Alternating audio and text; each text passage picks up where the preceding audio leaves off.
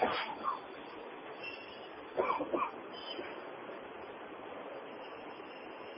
بالله من الشيطان الرجيم بسم الله الرحمن الرحيم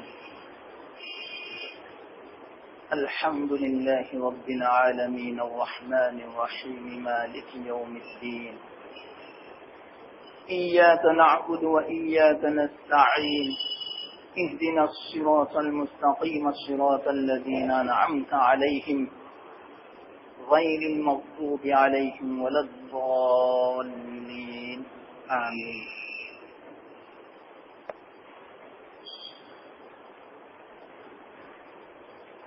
محترم دوستو بزرگو،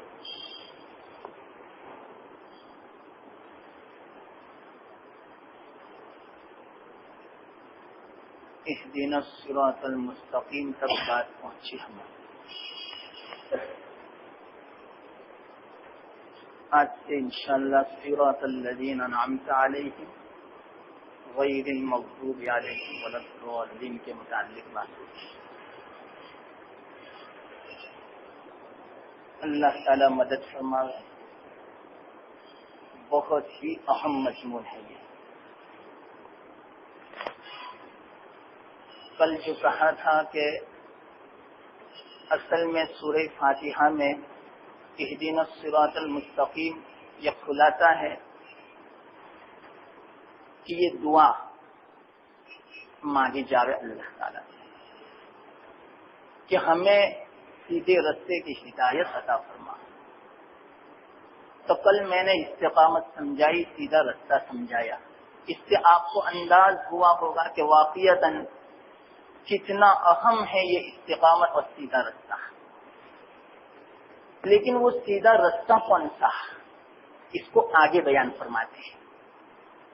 تو گویا اہدنا الصراط المستقیم اس کا بھی خلاصہ آگے والی آیت میں ہے. یہ اگر کوئی سمجھ جاوے انشاءاللہ العزیز، یوں سمجھو پورے کلام مجید کو سمجھ لیا.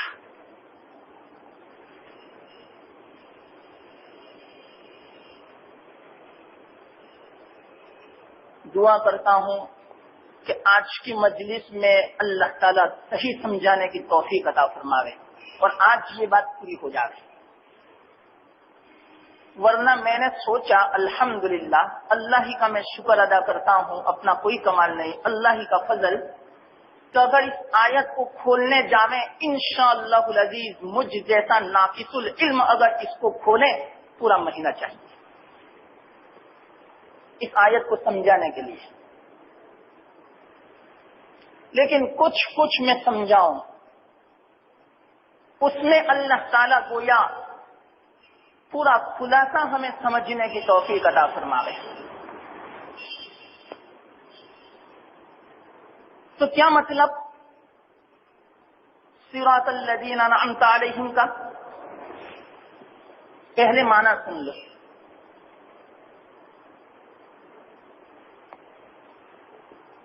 سیدھا رستہ، وہ رستہ یا اللہ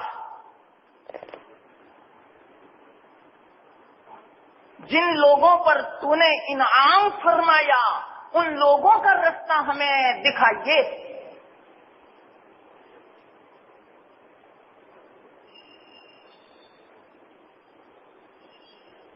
یہ مطلب اس کا ہے.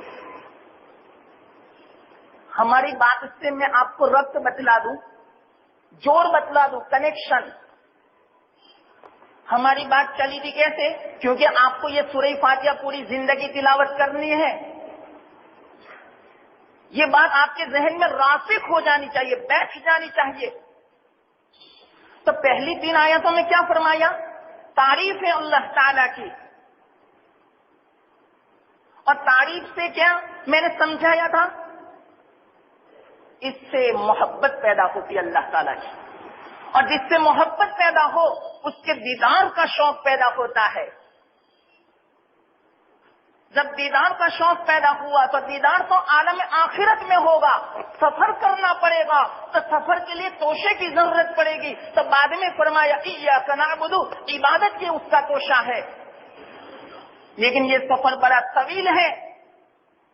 کون سی سواری؟ تو بعد میں فرمایا وَإِيَّاكَ نَسْتَعِينُ، یا اللہ تیرے فضل ہی سے اس سفر کو ہم قطع کر سکتے ہیں، طے کر سکتے ہیں۔ تیری مدد اگر شامل حال نہ ہو، تیرا فضل اگر نہ ہو تو ہم اس سفر کو قطع نہیں کر سکتے۔ اس بنا پر بعد میں فرمایا وَإِيَّاكَ نَسْتَعِينُ۔ تو سواری بھی معلوم ہو گئی، توشہ بھی معلوم ہو گیا، لیکن رستہ کون سا؟ تو اس کو بیان فرمایا اہدنا الصراط المستقیم، استقامت والا رستہ۔ چلو رستہ بھی معلوم ہو چکا، لیکن آپ حضرات کو معلوم ہے اللہ تعالیٰ دیکھو کس طرح کی باتیں بیان فرماتے ہیں۔ انسان کی فطرت کے مطابق، طبیعت کے مطابق جب آدمی دنیا کا سفر کرنا ہوتا ہے، جب اس کا کوئی رفیق سفر، اس کی معیت میں، اس کی رفاقت میں، اس کی صحبت میں کوئی خاص اس کا دوست ہوتا ہے تو وہ طویل سفر بھی اس طرح آسانی سے قطع ہو جاتا ہے، پتہ بھی نہیں چلتا۔ آپ ہی بتلاؤ، اگر 10 دن آپ کو گھومنا ہو، کہیں بھی جانا ہو، انڈیا کی بات کرتا ہوں، فورن کی نہیں۔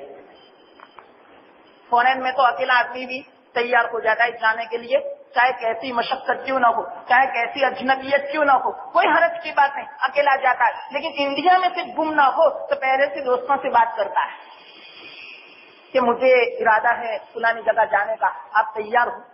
اگر وہ تیار نہیں تو اکیلا گھومنے کے لیے نہیں جاتا، گھر والوں کو ساتھ میں لے جاوے گا، بال بچوں کو ساتھ میں لے جاوے گا۔ کیوں؟ اس میں جو مزہ آتا ہے، ساتھیوں کے ساتھ سفر طے کرنے میں جو لطف آتا ہے، اور سفر جو قطع ہو جاتا ہے، واقعتاً تنہا وہ سفر قطع نہیں ہوتا ہے کہ نہیں؟ بتلاؤ،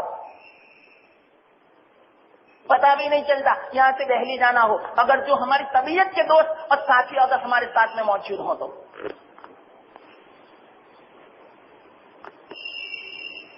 تو یہ تو کتنا طویل سفر۔ تو کوئی رفاقت کے لیے تو چاہیے، کسی کی صحبت تو چاہیے، کوئی ساتھ میں تو ہونا چاہیے۔ کتنا طویل سفر، تاکہ اس سفر میں ہمیں آسانی ہو، یہ سفر ہمارا لطف کے ساتھ پورا ہو۔ کوئی مناسبت والا چاہیے۔ شادی میں یا کہیں دعوت ہوتی ہے تو کھانا تو وہی ہوتا ہے جو سب کھائیں گے، لیکن آپ ہی بتلاؤ جب ہم کھانے بیٹھتے ہیں تو ساتھی کی تلاش کرتے ہیں۔ کھانا تو وہی، اگر عام آدمی کے ساتھ آپ کھاؤ گے کوئی کھانا بدل نہیں جاوے گا، کھانا تو وہی ہے، لیکن یہ طبیعت ہے، ہماری طبیعت کا آدمی جو ساتھ میں ہونے تو کھانے میں لطف بڑھ جاتا ہے۔ تو یہ رستہ ہمیں قطع کرنا ہے، تو اس رستہ قطع کرنے میں کوئی ہماری مناسبت والا مل جاوے تو مزہ آ جاوے۔ تو اللہ تعالیٰ نے ہماری طبیعت کا خیال فرمایا کہ انسان کی فطرت ایسی ہے کہ وہ صحبت کو چاہتا ہے، رفاقت کو چاہتا ہے، تو اس کو بعد میں بیان فرمایا صراط الذین انعمت علیہم، ان لوگوں کا رستہ، ان لوگوں کی معیت، ان لوگوں کی رفاقت عطا فرما جن لوگوں پر تو نے انعام فرمایا۔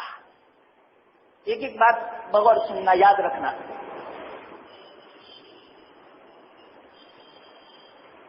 اب وہ کون لوگ ہیں؟ یہاں تو بالکل مختصر ہے، سورہ فاتحہ تو بہت مختصر ہے اور ہے پورے کلام مجید کا خلاصہ۔ تفسیروں میں آتا ہے کہ قرآن کی آیتوں کی تفسیر بعد قرآن ہی کر دیتا ہے، القرآن یفسر بعضہ بعضا، کہ قرآن کی تفسیر قرآن ہی کر دیتا ہے۔ اگر اس کی تفسیر قرآن میں نہ ہو تو حدیث میں دیکھو، اگر حدیث میں نہ ہو تو صحابہ کے اقوال میں دیکھو، صحابہ کے اقوال میں نہ دیکھو، اگر نہ ملے تو پھر بعد میں آثار میں دیکھو، اور پھر بعد میں ہمارے بزرگان میں دیکھو، ان کے اقوال میں، ان کی باتوں میں دیکھو۔ ہم اپنی رائے نہیں چلا سکتے تفسیر میں۔ تو یہ آیت ہے صراط الذین انعمت علیہم، تو اس کی تفسیر خود قرآن نے بعد میں بیان فرمائی۔ کون سی تفسیر؟ کون وہ صراط الذین انعمت علیہم؟ وہ کون ہے؟ من النبیین والصدیقین والشہداء والصالحین. آگے فرماتے ہیں وحسن اولئک رفیقا. ان کی دوستی بڑی اچھی ہے، ان کی صحبت اختیار کر لو، ان کا رستہ اختیار کر لو. یہ سفر طے کرنا ہے تو ان چاروں میں سے تم پکڑ لو، رستہ اچھی طرح طے ہو جائے گا. یہ قرآن نے تفصیل بیان فرمائی.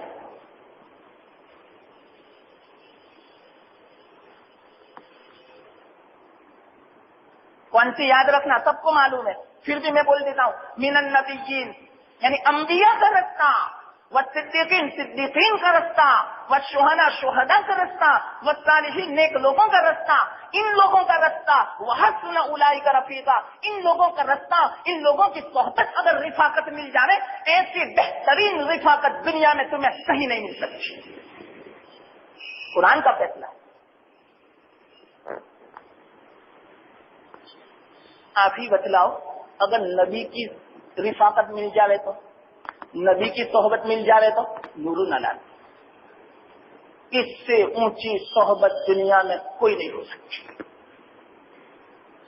نبی کی صحبت کے مقابلے میں کوئی دنیا کا بڑا سے بڑا مرتبہ روحانیت کا ہو، چاہے وہ ظاہری ہو، صحبت نبوی کا جو مرتبہ ہے اس مرتبے کو کوئی نہیں پہنچ سکتا.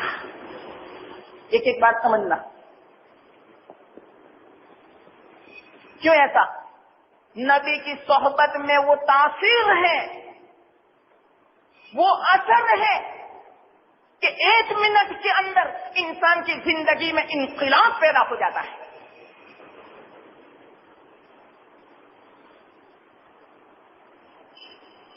صرف اس بات کو میں پھیلانا چاہوں، انشاءاللہ آپ کو صرف انداز ہوئے کہ ہمارا دین، ہمارا علم، ہمارے قرآن، ہماری احادیث اور ہماری کتابوں میں کتنا علم ہے. صرف اس بات کو انشاءاللہ 1 مہینہ چاہیے سمجھانے کے لیے، لیکن مختصر سمجھا دیتا ہوں.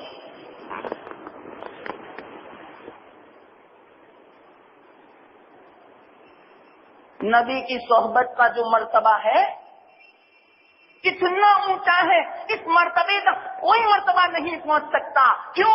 اس صحبت میں ایسا انقلاب ہے، ایسی تاثیری اللہ تعالیٰ نے تاثیر رکھی ہے، ایسی تاثیر کسی چیز میں نہیں. 1 منٹ کے اندر انسان کی زندگی کہیں سے کہیں ہو جائے. حدیث میں ہے، مختصر واقعہ، طویل نہیں سناتا، شروع کی سب باتیں میں چھوڑ دیتا ہوں، آخر کی بات بیان کرتا ہوں. یمامہ کے سردار حضرت سمامہ بن اسال بعد میں مسلمان ہوئے رضی اللہ تعالیٰ عنہ. وہ رستے میں پکڑے گئے، صحابہ نے پکڑ لیا، آپ راسم کی خدمت میں لے آئے، مسجد نبوی کے ایک ستون کے ساتھ باندھ دیا گیا. 3 دن تک باندھے رکھا. 3 دن تک کیا بہت ساری باتیں ہوئی آپ راسم سے. آخر میں فرمایا سمامہ تیرا کیا حال ہے، کیا کرنا ہے تجھے؟ کہ احسان کرو میرے ساتھ تو انشاءاللہ احسان کا بدلہ آپ کو ملے گا. اللہ کے رسول صلی اللہ علیہ وسلم نے فرمایا سمامہ کو چھوڑ دو. چھوڑ دیا. سمامہ وہاں سے نکلے، جھاڑیوں کے جھنڈ میں تشریف لے گئے، غسل کیا اور غسل کرتے ہی آپ تو وہیں تشریف فرما تھے. فرمایا یا رسول اللہ دستے مبارک بڑھا دو، میں اسلام میں داخل ہونا چاہتا ہوں. اللہ. پھر بعد میں کیا فرمایا؟ اصل یہ میں بات کہنا چاہتا ہوں. 1 منٹ کی صحبت اخیر میں کیا فرمایا؟ یا رسول اللہ پوری دنیا میں آپ کا چہرہ جتنا زیادہ میرے نزدیک مبغوض تھا، آج پوری دنیا میں آپ کے چہرے سے زیادہ محبوب میرے نزدیک کوئی چہرہ نہیں. 1 سیکنڈ، 1 منٹ میں انقلاب. آگے فرماتے ہیں یا رسول اللہ پوری دنیا میں آپ کا شہر مدینہ منورہ کے مقابلے میں جتنا مجھے مبغوض تھا ایسا کوئی شہر نہیں تھا، لیکن اسلام میں میں داخل ہونے کے بعد آپ کے شہر سے زیادہ محبوب اب مجھے دنیا کا کوئی شہر نہیں. میرا شہر یمامہ بھی اتنا محبوب نہیں جتنا آپ کا شہر مجھے محبوب ہے. 1 منٹ کی صحبت. تو بتلاؤ ہمیں کس کی صحبت اختیار کرنی ہے, نبی کی یا یورپ والوں کی؟ جو یورپ والوں کی صحبت ہمیں جہنم رسید کر سکتی ہے, اور نبی کی صحبت ہمیں جنت میں پہنچاتی ہے. دنیا میں بھی جنت کے مزے اڑاؤ اگر نبی کی صحبت جو اختیار کرنی ہے تو.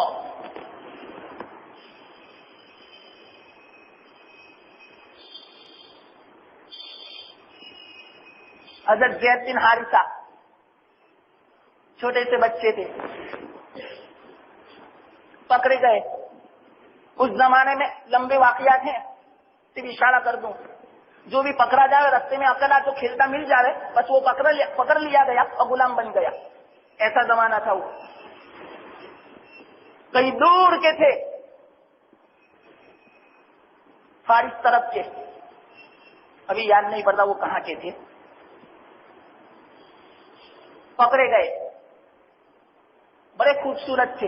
ان کے والد کو, ان کی اماں کو, ان کے چچا کو, ان کے رشتہ داروں کو بڑا غم تھا کہ زید کہاں چلے گئے. رات دن ان کے فراق کے غم میں شہر انہوں نے کھنگال ڈالا. پوچھا کہ زید نامی بچہ اس طرح کا آپ نے دیکھا ہے؟ کسی بھی طرح کئی سالوں کے بعد پتا چلا کہ ہاں اس طرح کا بچہ مدینہ میں ہم نے دیکھا ہے. کسی بھی طرح مدینہ پہنچے, مدینہ آئے, تحقیق کی کہ زید نامی کوئی ہے, زید بن حارثہ. کہ ہاں وہ تو غلام ہے. کن کا غلام؟ نبی کا غلام, اللہ کے رسول صلی اللہ علیہ وسلم کا غلام. گئے تو زید باہر تھے. آپ ہی بتلاؤ کئی سالوں کے بعد والد صاحب کو, چچا کو, گھر والوں کو جب ملاقات ہوگی کیا خوشی کا حال, وہ تو بیان نہیں کر سکتا آدمی, بیان نہیں کر سکتا آدمی. کتنے خوش ہوئے کہ بس پوچھو مت. حضرت زید سے پوچھا آپ کس کے غلام ہو؟ ٹھیک ہے نبی کے. ٹھیک ہے, اچھا. تو اللہ کے رسول صلی اللہ علیہ وسلم کی خدمت میں تشریف لے گئے. یا رسول اللہ آپ تو ہاشمی خاندان کے ہو, آپ تو قریش ہو, آپ کا خاندان تو بڑا سخی ہے, آپ تو لوگوں کی مدد کرتے, لوگوں کی پریشانیوں کو دور کرتے. ٹھیک ہے, ہاں بالکل, کیا کہنا آپ چاہتے ہو؟ ٹھیک ہے, یہ جو زید ہے نا وہ ہمارا لڑکا ہے. وہ تو کہیں بات گیا تھا, کسی نے پکڑ لیا, غلام بنا لیا, آخر آپ کی غلامی میں ہے, ہم لینے آئے. ٹھیک ہے, اچھا بات صحیح ہے, کوئی حرج کی بات نہیں. وہ زید کو بلاؤ, زید کو پوچھو, اگر وہ تیار ہے تو آپ کے ساتھ چل دے گئے, مجھے کوئی حرج کی بات نہیں, میں زبردستی نہیں کر سکتا. تو ان کے والد صاحب تو خوش ہو گئے کہ وہ ہمارا بیٹا ہے, ہم تو باپ ہیں نا, وہ تو مان جائیں گے. زید کو بلایا, آؤ زید. باپ نے کہا بیٹے زید آپ کے آقا نے تو اجازت دے دی, چاہے تم باپ کو اختیار کرو چاہے تم اپنے آقا کو. حضرت زید نے یہ سنا, ایک طرف اللہ کے رسول صلی اللہ علیہ وسلم کو دیکھ رہے ہیں, ایک طرف اپنا باپ کو, اپنے گھر والوں کو دیکھتے ہیں, دونوں کو عجیب نظر سے دیکھتے ہیں. سیدھے اللہ کے رسول صلی اللہ علیہ وسلم کی گود میں آ کے بیٹھ گئے. مجھے تو اللہ کے رسول پسند ہے, میرا باپ بھی مجھے پسند نہیں, میرا چچا بھی مجھے پسند نہیں, میری ماں بھی مجھے پسند نہیں, میرے گھر والے بھی پسند نہیں, میرا شہر بھی پسند نہیں. مجھے اگر پسند ہے تو میرے آقا نبی صلی اللہ علیہ وسلم مجھے پسند ہے. معلوم نہیں اس وقت کس زبان سے کہا ہوگا. اللہ کے رسول صلی اللہ علیہ وسلم ارشاد فرماتے آج سے میں نے زید کو اپنا بیٹا بنا لیا. یہ شرف کس کو ملا؟ حضرت زید کو. اللہ کے رسول صلی اللہ علیہ وسلم نے حضرت زید کو اپنا بیٹا بنا لیا. ان کا نام ہی بدل گیا, حضرت زید بن محمد.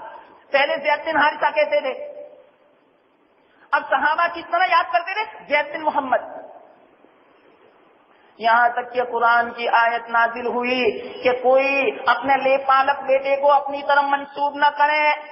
بلکہ ودعوہم لآبائہم، ان کے ابا کی طرف ان کو منسوب کرو. تو زید بن محمد کے بجائے زید بن حارثہ ہو گیا. اب آپ ہی بتلاؤ حضرت زید کو کیا گزری ہوگی کہ آج تک محمد کی طرف منسوب اور نسبت ہوتی تھی، ایک دم سے حارثہ کی نسبت، تو ان کے دل پہ چوٹ لگی تو اللہ تعالیٰ نے ان کے دل کے چوٹ کی مرہم پٹی یہ کی، ان کا صرف اکیلا حضرت زید ہی کا نام کلام مجید میں بیان فرمایا، کسی اور صحابی کا نام نہیں ہے. حضرت ابو بکر کتنے اونچے درجے کے، لیکن ان کا نام قرآن میں نہیں ہے. حضرت زید کا نام ہے. فلما قضى زید منها وطرا زوجناكها، قرآن میں 22ویں پارے میں حضرت زید کا نام آیا. تب آپ ہی بتلاؤ، پہلے زید بن محمد، اب کلام مجید میں نام. ارے زید بن محمد تک جب تک صحابہ زندہ تھے وہاں تک بولتے تھے، اب تک زیدن آ گیا، قیامت تک پوری امت زید کا نام بولے گی اور 30 نیکی ملے گی. اللہ اکبر. یہ کیا تھا؟ نبی کی صحبت کا اثر. تو یہی فرماتے ہیں صراط الذین، میں جن لوگوں کا رستہ انبیاء کا سب سے پہلے. لیکن ہمیں سوال پیدا ہوتا ہے کہ مولانا آپ نے یہ باتیں تو سمجھائی، بڑی فضیلت کی، لیکن نبی ہیں کہاں آپ تو؟ اب تو رسول نہیں ہے، ہم کیسے صحبت اختیار کریں؟ ارے گھبرانے کی کوئی ضرورت نہیں، بالکل بے فکر ہو. اللہ کے رسول صلی اللہ علیہ وسلم خود فرماتے حدیث میں، حضرت معاذ بن جبل رضی اللہ تعالیٰ عنہ کو جب یمن کے لیے گورنر بنا کر بھیجا تو چند قدم آپ کے ساتھ چلے الوداع رخصت کرنے کے لیے. پھر بعد میں فرمایا اے معاذ، آئندہ جب تم آؤ گے اپنی ملاقات نہیں ہوگی، میری قبر کی زیارت ہوگی. آپ ہی بتلاؤ حضرت معاذ پر کیا گزری ہوگی؟ دارو قطار رونے لگے، یا رسول اللہ کیا اس چہرے انور کی دیدار نہیں ہوگا آئندہ؟ میں کیسے اس کو برداشت کر سکتا ہوں؟ یا رسول اللہ کیا ہوگا؟ اللہ کے رسول نے فرمایا کچھ بھی ہو میرا حکم ہے، مدینہ چھوڑو، مجھے چھوڑو، جاؤ، میرا حکم ہے، یمن جاؤ، کوئی حرج کی بات نہیں. جو میرے حکم پر چلے گا وہ یہ گویا میرے ساتھ سمجھا جائے گا، اور جو میرے حکم پر نہیں چلے گا اگرچہ وہ میرے ساتھ ہو لیکن مجھ سے دور سمجھا جائے گا. تو ابھی نبی تو نہیں ہے نا، لیکن رسول کا حکم تو ہے نا. رسول کے حکم پر چلو تو ہم نبی کے ساتھ، ہم رسول کے ساتھ.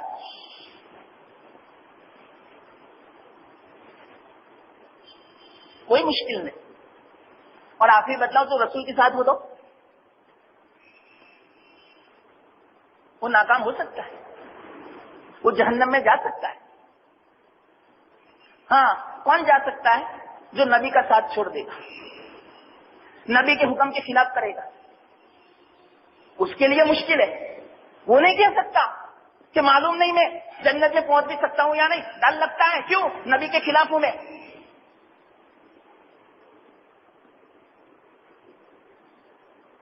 تو یہ فرمایا کوئی حرج کی بات نہیں، راستہ ان لوگوں کا اختیار کرو جو نبی ہے، نبی کا راستہ.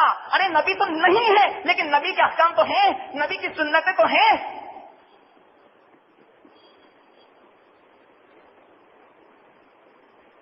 سنتوں میں وہ مزہ ہے، صحیح معنوں میں جو اٹھا لے وے تو دنیا میں بھی مزہ ہے اور آخرت میں تو بعد میں، وہ تو بعد میں مزے سنت کے. ارے دنیا میں سنت کے مزے اڑا لو. جنہوں نے مزہ چکھ لیا وہ بے تاب تھے رسول کی سنتوں کو زندگی میں لانے کے لیے. بلکہ کون سی سنت معلوم؟ سنن خدا نہیں، عبادت نہیں، بلکہ ان کی عادت. مثال کے طور پر ایک واقعہ حدیث کا میں سناؤں. ایک حبشی صحابی تھے، حدیث میں رضی اللہ تعالی. آپ کو معلوم ہے حبشی کے سر پہ بال کیسے ہوتے ہیں؟ گنگری آلو، سخت، چھوٹے چھوٹے. اگر وہ اوڑھنا چاہیں کنگھی سے اوڑھ نہیں سکتے، اور بیچ میں اگر مانگ نکالنا چاہے مانگ نہیں نکال سکتے، ان کے بال ایسے ہوتے ہیں. وہ صحابی فرماتے ہیں میں نے میرے حبیب کو دیکھا تھا کہ میرے حبیب کے سر مبارک کے اوپر بالوں کے بیچ میں ایک مانگ تھی. میں رو رہا تھا یا اللہ میرے سر میں کب مانگ پڑے گی؟ میں اتنی کوشش کرتا ہوں اس کے باوجود میرے سر میں مانگ چیز نہیں پڑتی. ایک مرتبہ کیا ہوا معلوم؟ آگ جل رہی تھی،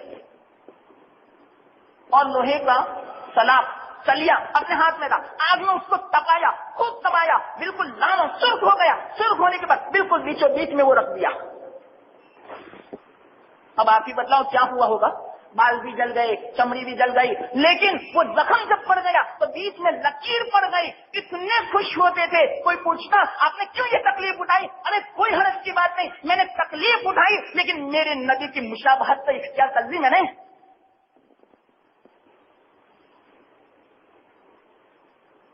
مجھے یہ تمام تکلیفیں برداشت ہیں لیکن میرے نبی کی مشابہت کو چھوڑنا مجھ سے برداشت نہیں.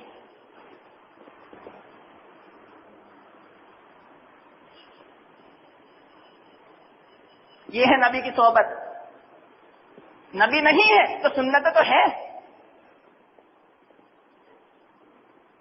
حضرت حذیفہ بن یمان، کتنے واقعات ہیں، میں نے کہا نا پورا مہینہ اسی میں ہو جاوے. یہ صرف آپ کو انداز کرنے کے لیے کہتا ہوں کہ واقعات یہ کیسی قرآن کی صورت ہے، پورے قرآن کا خلاصہ ہے.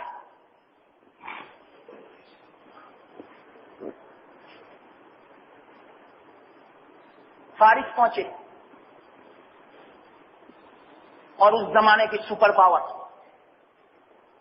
وہاں کا کلچر بہت ہی لیٹسٹ، اور یہاں عربستان کا کچھ بھی نہیں اس کے مقابلے میں، بالکل گنواں پن جیسا. اب آپ ہی بتلاؤ کوئی دیہاتی آدمی ایک دم سے امریکہ جا رہے تو امریکہ والے اس سے ہنسے نا کہ یہ کیسا لا. تو ایسا ہی سمجھو اس سے بھی گئے گزرے صحابہ کی حالت اتنی سادہ. وہ پہنچے کہاں؟ سپر پاور جو طاقت تھی فارس والوں کی وہاں پہنچے. اور کہاں؟ دربار میں تشریف لے گئے. اور دربار میں جب کھانا پیش کیا گیا، سب بادشاہ درباری سب ساتھ میں بیٹھے ہیں.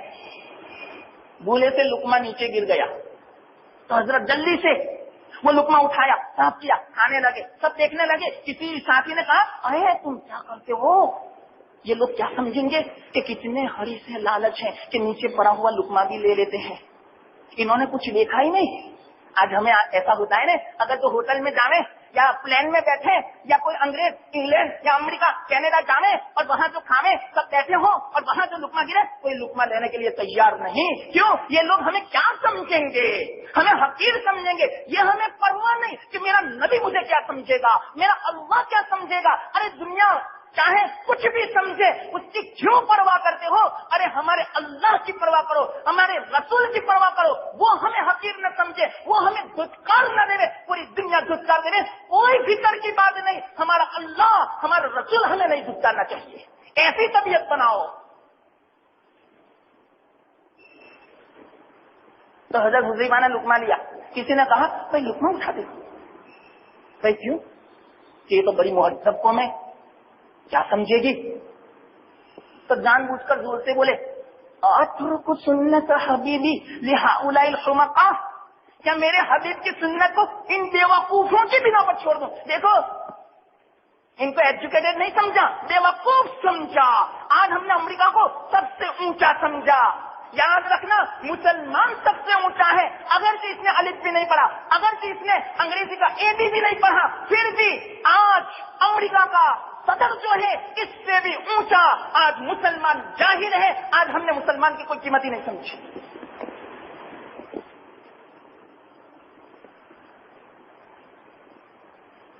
تو یہ ہے، یہ فرمایا.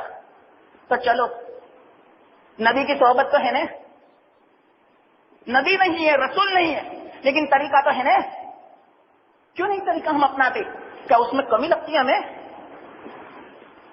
کیا اس میں نقصان ہے؟ کیا اس میں نقص ہے؟ کیوں بات سمجھ میں نہیں آتی؟ تو اس کو فرماتے اللہ تعالی یہ ہے صراط مستقیم. اس پر عمل کرنا آسان نہیں، اسی لیے اللہ فرماتے ہیں مجھ سے مدد مانگو، اہدنا، ہمیں ہدایت دے یا اللہ.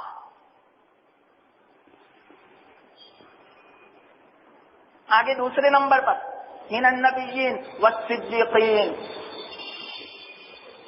جن کا رستہ؟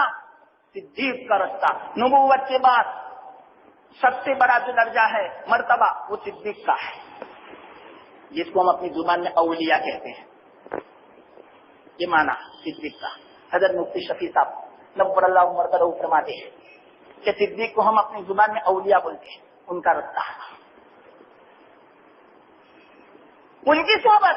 ہماری بات چل رہی ہے سفر کرنا ہے تو سفر میں رفاقت چاہیے، صحبت چاہیے. تو صحبت کس کی؟ نبی کی بات تو ہو چکی مختصر. بعد میں فرمایا اللہ نے صدیق کی صحبت، صدیق کی رفاقت حاصل کر لو.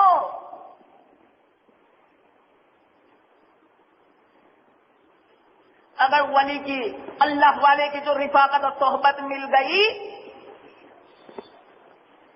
یک زمانہ با صحبت اولیاء بہترت حد عبادت صد سالہ بیریا. ایک گھڑی اگر کسی ولی کی صحبت میں بیٹھنا مل جاوے، 100 سال کی اخلاص کے ساتھ کسی نے عبادت کی، اس سے زیادہ بہتر 1 منٹ کی صحبت کسی اللہ والے کی صحبت میں بیٹھنا. اس کو معمولی سمجھتے ہیں. آپ کہیں گے یہ بات سمجھاؤ، یہ کیسے کہا آپ نے کہ 1 منٹ کی صحبت 100 سال کی عبادت سے بہتر؟ تو سنو تو یاد رکھنا اس کی وجہ. کون فرماتے ہیں؟ حضرت تھانوی رحمۃ اللہ علیہ. کیا فرمایا؟ اس لیے کہ اولیاء کی صحبت سے اللہ ملتا ہے اور عبادت سے ثواب ملتا ہے. چلو آپ ہی بتلاؤ، ثواب بڑا ہے کہ اللہ بڑا؟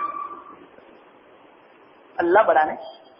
تو 1 منٹ میں اللہ ملے اور 100 سال کی عبادت میں ثواب ملے تو کون بڑا ہوا؟ اللہ ہی بڑا ہوا نہیں. اور دوسری بات کہوں، غور سننا.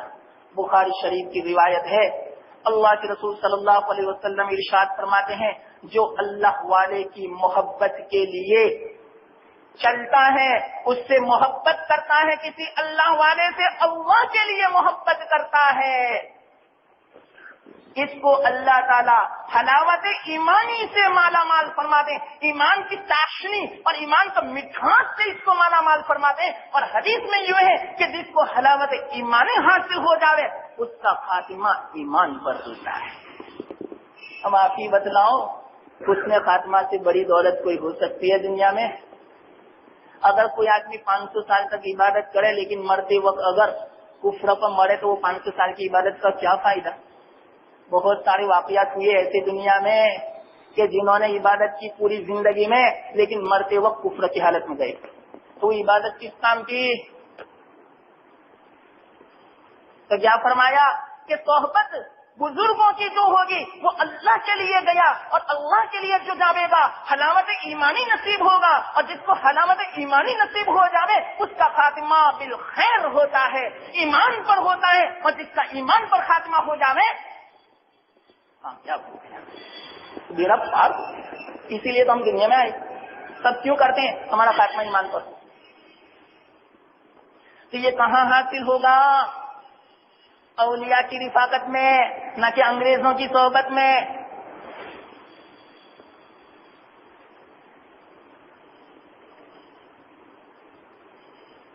اولیاء کی صحبت ہوگی تو یہ ہمیں انشاءاللہ سیدھا جنت میں پہنچا دے گا. تو سیدھا رستہ جاتا ہے اور وہاں اللہ کا دیدار ہوگا. میں آپ سے ایک بات پوچھوں، کوئی خطرناک قسم کی نظر والا ہو، بری نظر والا، اگر وہ کسی پر نظر ڈالتا ہے تو کیا اثر نہیں ہو جاتا؟ بچے پر بیمار ہو جاتا ہے، کیا کسی دولت پر نظر ڈالتا ہے دولت ختم ہو جاتی ہے، برکت اٹھ جاتی ہے؟ اللہ نے ایک تاثیر رکھی ہے نظر میں. النظر حق، حدیث میں نظر حق، نظر لگتی ہے. اب باطنی اعتبار سے کیا اثر ہے اللہ ہی بہتر جانتے، لیکن اللہ نے نظر میں اثر رکھا ہے. جس طرح پانی پیتے ہیں اس کا اثر یہ ہے کہ پیاس ختم ہوتی ہے، کھانا کھاتے ہیں اس کا اثر یہ ہے کہ ہماری بھوک ختم ہوتی ہے. نظر جب لگتی ہے اس کا اثر یہ ہے کہ سامنے والے پر اثر پڑتا ہے. یہ نظر کا اثر ہے.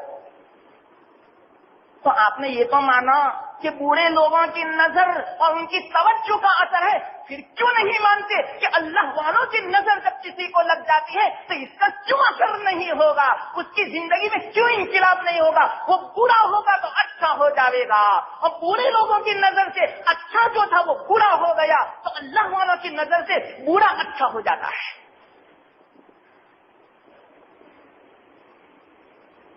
یہ ہے صحبت. تب بتلاؤ کس کی صحبت اختیار کرنی ہے، بوڑھے لوگوں کی یا اچھے لوگوں کی؟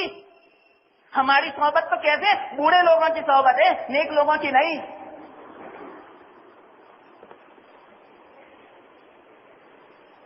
ارے اللہ والوں کی نظر کا کیا اثر ہوتا ہے معلوم؟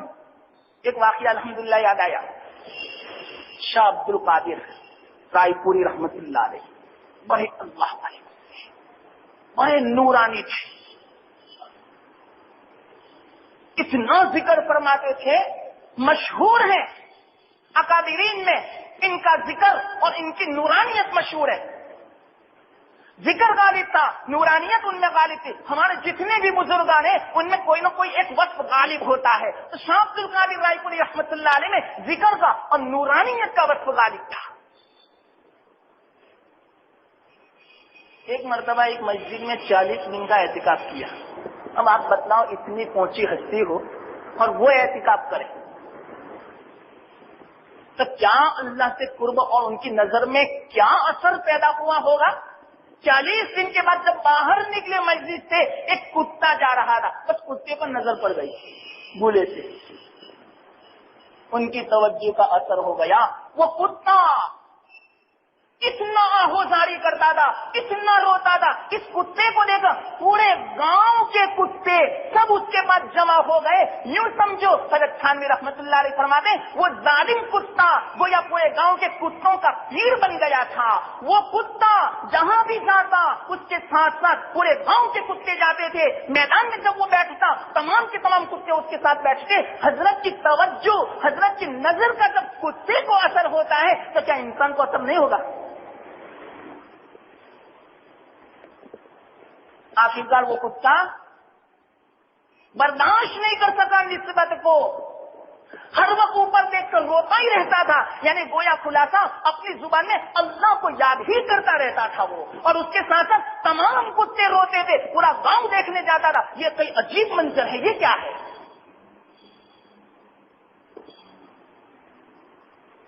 آخرکار اس کتے سے برداشت نہیں ہو سکی یہ نسبت اور آخرکار مر گیا۔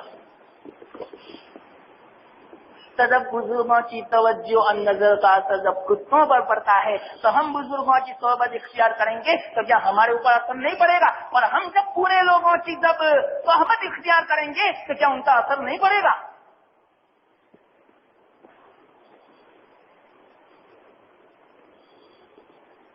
یہ ہے، اسی کو فرماتے ہیں صراط الذین انعمت علیہم۔ اب تو افطاری کا وقت ہمارا روز روز کم ہوتا جاتا ہے۔ میں سمجھا کہ آج یہ ختم کر دوں گا مضمون، لیکن نہیں کر سکا۔ چلو خیر، جو بھی ہو، اللہ تعالیٰ نے جو کہنے کی توفیق عطا فرمائی اس کو قبول فرماوے اور اللہ تعالیٰ عمل کی توفیق عطا فرماوے۔ باقی جو ہے انشاءاللہ آئندہ۔ وآخر دعوانا الحمدللہ۔ بسم اللہ سبحان اللہ وبحمدہ سبحان اللہ العظیم۔ یا ربی لک الحمد کما ینبغی لجلال وجهک وعظیم سلطانک۔ اللهم صل علی محمد عبدک ورسولک وصل علی المؤمنین والمؤمنات والمسلمین والمسلمات۔ لا الہ الا انت سبحانک انی کنت من الظالمین۔ ربنا ظلمنا انفسنا وان لم تغفر لنا وترحمنا لنکونن من الخاسرین۔ رب اغفر وارحم وانت خیر الراحمین۔ یا حلیم یا علیم یا علی یا عظیم یا حی یا قیوم یا ذا الجلال والاکرام۔ ہم سب کے حال پر رحم فرما، کرم فرما، فضل کا معاملہ فرما، ہمارے گناہوں کو معاف فرما دے، ہماری مغفرت فرما۔ یا اللہ ہم سب اعتراف کرتے ہیں، ہم سب اقرار کرتے ہیں کہ یا اللہ واقعتاً ہم گنہگار ہیں، سیاہکار ہیں، تیرے ناقدرے ہیں، تیرے ناشکرے ہیں۔ یا اللہ تیری اتنی زیادہ رحمتوں کے باوجود ہم تجھ سے ہی دور ہوتے ہیں، ہمیں اس بات کا اقرار ہے۔ یا اللہ ہم اقراری مجرم ہیں، ہم معترف ہیں یا اللہ ہماری سیاہکاری کے۔ یا اللہ ہمارے جرم عظیم کو معاف فرما دے، ہماری پکڑ نہ فرمانا۔ یا اللہ ابھی بھی آپ نے زندگی عطا فرمائی، یا اللہ اتنی ناقدری ناشکری کرنے کے باوجود آپ نے اپنی زندگی کی نعمت کو ہم سے چھین نہیں لیا، ہمیں مار نہیں دیا۔ یا اللہ ہم سے تو ایسے گناہ کرتوت ہوئے، ہم تو کب سے یا اللہ مر گئے ہوتے، کب سے زمین نے ہمیں نکل لیا ہوتا، کب سے ہمارے اوپر آسمان پھٹا ہوا ہوتا، آگ کی بارش ہوئی ہوتی، لیکن یا اللہ تو نے اپنی رحمت سے ان تمام چیزوں سے بچا لیا یا اللہ۔ ابھی بھی تو نے ہمیں زندگی عطا فرمائی، ابھی بھی یا اللہ ہمیں قدر کی توفیق دے دے، ہمیں صحیح سمجھ دے دے، صحیح توفیق دے دے یا اللہ، یا اللہ صحیح ہدایت دے دے یا اللہ، صراط مستقیم کی ہدایت دے دے یا اللہ، یا اللہ نبی کی سنتوں کی رفاقت اور صحبت کی اتباع دے دے، تیرے اولیاء صدیقین کی صحبت نصیب فرما،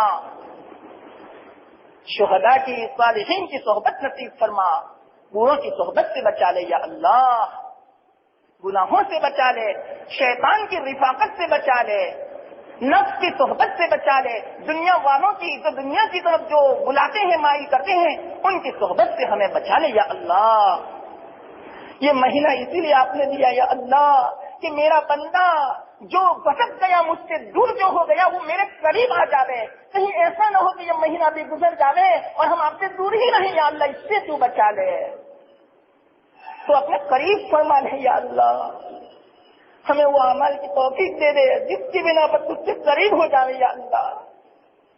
سب سے بڑا عمل تو یہ ہے کہ تو یوں فرماتا ہے کہ میرے بندے تو توبہ کر لے، ایک منٹ کے اندر جو تو مجھ سے دور ہو چکا، ایک منٹ میں تو میری آغوش میں آ جائے گا، تو ہمیں سچی توبہ کی توفیق عطا فرما کہ اللہ یہی تو زندگی ہے کہ جس توبہ کی تو قدر فرماتا ہے، مرنے کے بعد تو کافر اور دشمن بھی توبہ کرتا ہے لیکن اس توبہ کا کوئی فائدہ نہیں، خون کے آنسو بہاتا کوئی فائدہ نہیں، اس زندگی میں تو جو کوئی ایک پانی کا آنسو بہا لے اس کی اتنی قدر ہے یا اللہ، ایک آنسو جہنم کو بجھا دیتا ہے۔ تیرے حبیب نے فرمایا یا اللہ کہ اس زندگی میں تیرے سامنے یا اللہ آنسو بہانے کی، توبہ کرنے کی توفیق عطا فرما، صحیح سمجھ عطا فرما، گناہوں سے بچا لے یا اللہ۔ تو ہی نے تو فرمایا کہ مجھ سے مانگو یا اللہ، ہم تجھ سے مانگتے ہیں توبہ کی توفیق، صراط مستقیم، صحیح ہدایت، صحیح سمجھ۔ جب تک تیرا انعام نہ ہو، جب تک تیری طرف سے ہدایت نہ ہو، ہم لاکھ چاہے کچھ نہیں ہو سکتا یا اللہ، تو ہدایت دے دے، تو صحیح سمجھ دے دے، استقامت دے دے، اخلاص دے دے۔